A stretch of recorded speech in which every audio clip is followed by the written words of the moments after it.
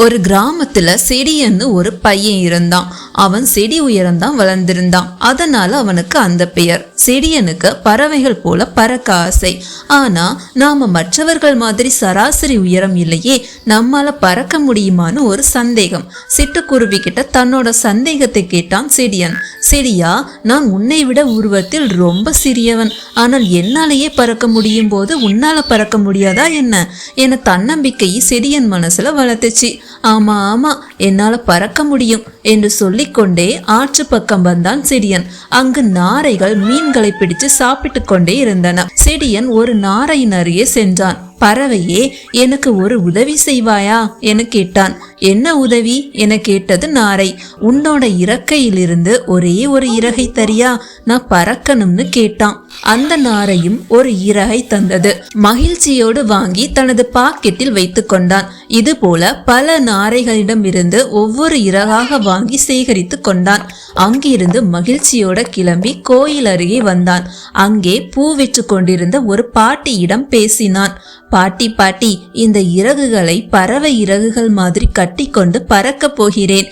எனக்கு இறகுகளை கட்டி கொடுக்க முடியுமா என்று கேட்டான் செடியன். நான் கட்டி கொடுத்தால் எனக்கு நீ என்ன தருவ என்று கேட்டார் பாட்டி. நான் பறந்து போய் மலைக்கு அந்த பக்கம் இருக்கிற பூக்களை பறித்து வந்து கொடுக்கிறேன்னு சொன்னான் செடியன். பாட்டியும் இறகுகளை வைத்து கட்டி கொடுத்தார். அதை உடம்பில் கட்டிக்கொண்டு மலை உச்சிக்கு போனான். அங்கிருந்து பறக்க முயற்சி செய்தான். ஆனால் செடியனால் பறக்க முடியல. பறவை இறகுகளை கட்டினால் மட்டும் நம்மால் பறந்து விட முடியுமா என்ன? எவ்வளவோ முயற்சி செய்தான், அவனால் பறக்க முடியவில்லை. தோல்வியடைந்த அவன் கோபத்தில் உடம்பில் கட்டியிருந்த இறகுகளை கழற்றி வீசினான். அது மலையின் கீழே ஓடிக்கொண்டிருந்த நதியில் போய் விழுந்தது.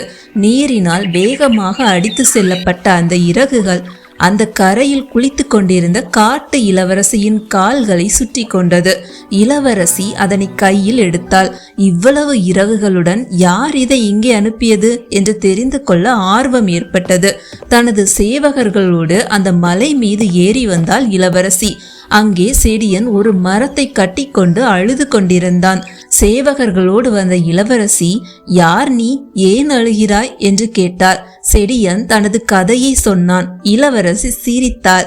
நாம் எல்லாம் மனிதர்கள், நம்மால் பறக்க முடியாது, ஆனால் சாதனை செய்ய முடியும். உன்னை பார்த்ததும் எனக்கு பிடித்து விட்டது. நகைச்சுவையாகவும் பேசுகிறாய். அதனால் உன்னை அரண்மனையில் நகைச்சுவை மன்றத்தின் தலைவனாக நியமிக்க ராஜா கிட்ட சொல்றேன் என்றாள். இதை கேட்டதும் செடியனுக்கு மகிழ்ச்சி தாங்க முடியவில்லை. அன்று முதல் அவன் வாழ்வில் வசந்தம் வீச ஆரம்பித்தது. கிடைத்த சம்பளத்தில் தனக்கு உதவிய அத்தனை பறவைகளுக்கும் தானியங்களை வாங்கி வந்து கொடுத்தான்.